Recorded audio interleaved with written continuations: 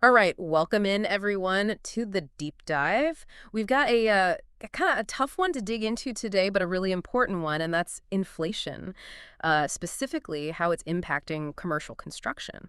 Yeah, it's a big one for sure, Hmm. and honestly, a topic that everyone in the industry is grappling with right now. So, hopefully, this will be a good deep dive into kind of where things stand and what folks can maybe do about it. Absolutely. So I guess just right out the gate, we should probably just acknowledge that we are seeing some pretty serious price increases across the board when it comes to construction, and we've got some numbers here to sort of back that up. Yeah, yeah, for sure. I mean, just generally speaking, overall construction costs, we're looking at about a 2.3% increase Mm. over just the past year. Okay. But the real kind of eye-popping number is when you look at material costs specifically and how much those have jumped since, say, 2020. We're talking, almost a 38% increase Huh. since 2020. So, I mean, in a relatively short time frame, we've seen a pretty dramatic shift in what it costs Yeah. to, actually get the raw materials needed to build. Yeah, and so when we say materials, I mean, obviously we're talking about, everything from the lumber to the steel to the concrete, right? Like all the fundamental building blocks. Exactly. All the core components that go into, every building you see out there.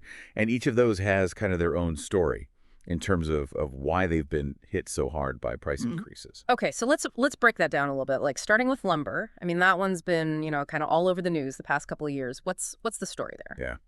Lumber is a fascinating case study actually because, if you think back to the early days of the pandemic, there were a lot of mill shutdowns, Mm-hmm. right? Yeah. Like production really slowed down because of all the uncertainty and disruption. All right.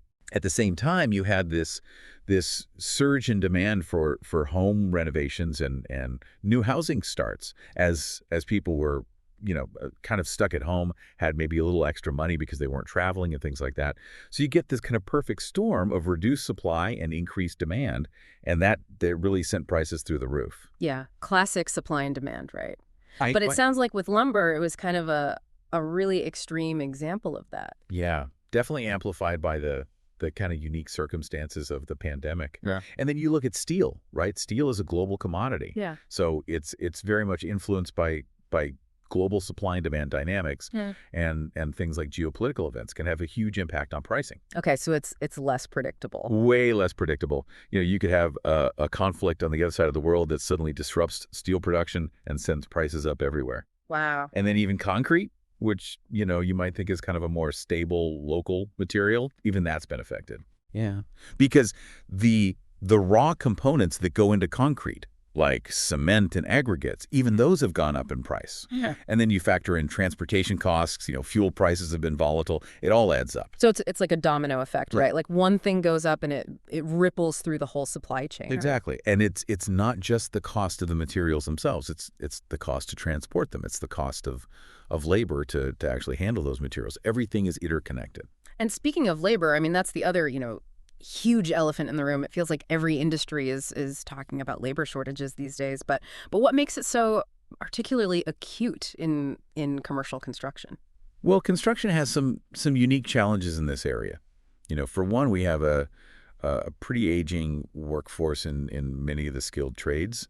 And for years, there hasn't been a strong enough pipeline of new people coming in to replace those who are retiring. Mm. So you've got this gap, right, Right. between the demand for skilled workers and the availability of qualified people. Right. And that creates this intense competition for carpenters, electricians, plumbers, all the essential trades. Yeah, and that's got to be driving up wages, right? Absolutely. Yeah. When demand outstrips supply like that, employers have to offer higher wages to attract and retain talent. Yeah. And while that's good for the workers, it does add another layer of cost to the overall project budget. Right. So it's like this double whammy, you've got the material prices going up and then you've got labor costs going up. So how does that translate to actual projects? Like what does this look like on the ground? Well, I mean, at the most basic level, it's making projects more expensive. When contractors are bidding on jobs, they have to factor in these higher material costs and the higher labor costs. And that can mean that the initial estimates that they give clients are significantly higher than they might have been a few years ago. And I imagine that leads to some pretty tough conversations. Oh, yeah. I mean, you can imagine a a client who had a certain budget in mind, and then they get a bid that's 20-30% higher than they were expecting, that can really throw a wrench in the works. So are you seeing projects getting shelved, like people just saying, you know what, it's too expensive, we can't do it right now? Yeah, unfortunately, we are seeing that in some cases. Especially for projects that were maybe on the margins to begin with, where the economics were already a little tight. These cost increases can really tip the scales and make a project unfeasible. And that's tough for everyone involved, right? Developers lose out, the contractors lose out, the community loses out on whatever that project might have brought. Yeah, no, it's a real ripple effect, and even for projects that do go forward, I mean, it just seems like there's just so much more uncertainty now. Absolutely. I mean, and, in the past, a contractor could give a client a pretty confident estimate and a pretty firm timeline. Yeah. But now it's much harder to predict those things, right? Yeah. Because you don't know if the price of steel is going to spike again next month. You don't know if you're going to be able to find enough skilled workers to keep the project on schedule. Right. So it's really introducing this element of risk and uncertainty into every project. So we've talked about the what, costs are up. We've talked about the how, how it's actually impacting projects. Let's dig into the why a little bit more. You mentioned supply chain issues earlier. Can you unpack that a little bit? Like what are some of the things that are happening that are causing these disruptions? Yeah, so the global supply chain is this incredibly complex system.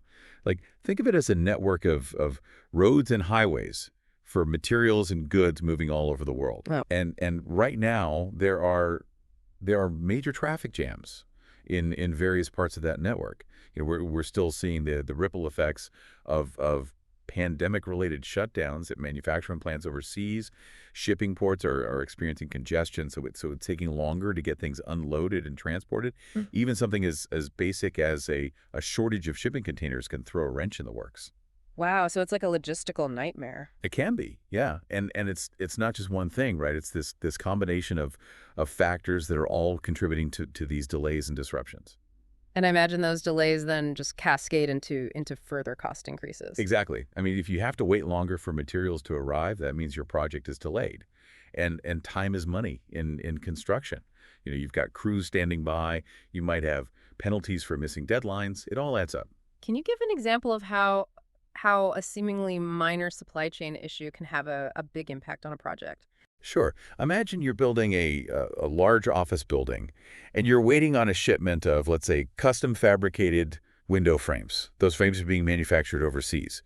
Now, let's say there's a delay at the factory, or the ship carrying those frames gets stuck in port for a couple of weeks. Yeah. Suddenly, the whole phase of the project that involves installing those windows grinds to a halt. Yeah. And even though the windows themselves might not be a huge part of the overall project budget, the delays that are caused by not having them can be really significant. Yeah. You've got idle crews, you have to reschedule other trades, you might incur penalties from the client for missing deadlines. So it's like a ripple effect. Like it's not just the cost of the windows, it's the cost of everything else that gets delayed because of them. Exactly. And it's a good illustration of how interconnected everything is in construction. Yeah.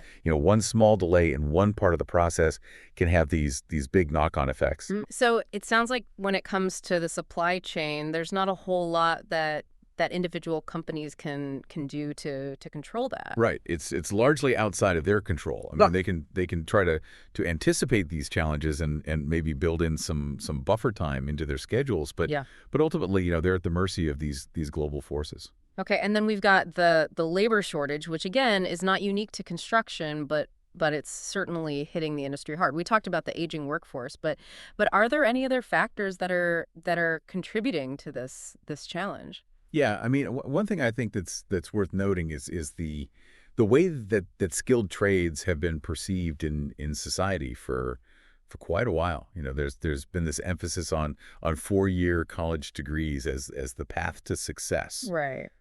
I think that's maybe unintentionally devalued the importance of careers in the trades. We need to do a better job of highlighting the fact that these are good jobs, they're well-paying jobs, Yeah. they're in high demand, and they offer a real sense of accomplishment. Yeah. You're building something tangible, you're using your hands, you're You're solving problems. It's real. It's right there in front of you. Exactly. And I think there's a growing recognition of that. And we're starting to see more efforts to promote the trades and to get young people interested in these careers. But it takes time. It takes time to change perceptions and to build up that pipeline of skilled workers. Right. And in the meantime, we're stuck with this shortage. Yeah.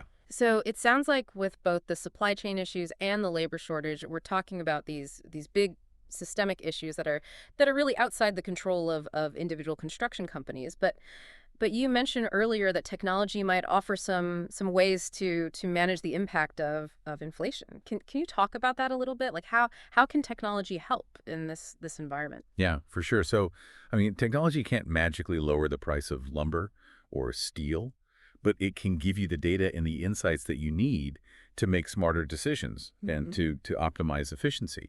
And that can help to mitigate some of the financial strain of inflation.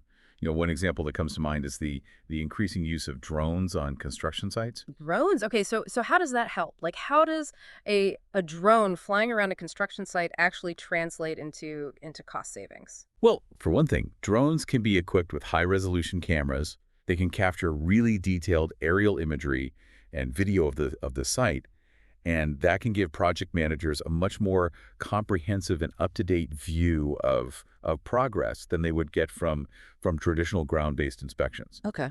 So they can use that data to identify potential bottlenecks or delays much earlier and then take corrective action before those issues escalate and become more expensive to fix. So it's about early detection and prevention. Exactly. Yeah. Yeah. Another thing drones can do is monitor material stockpiles.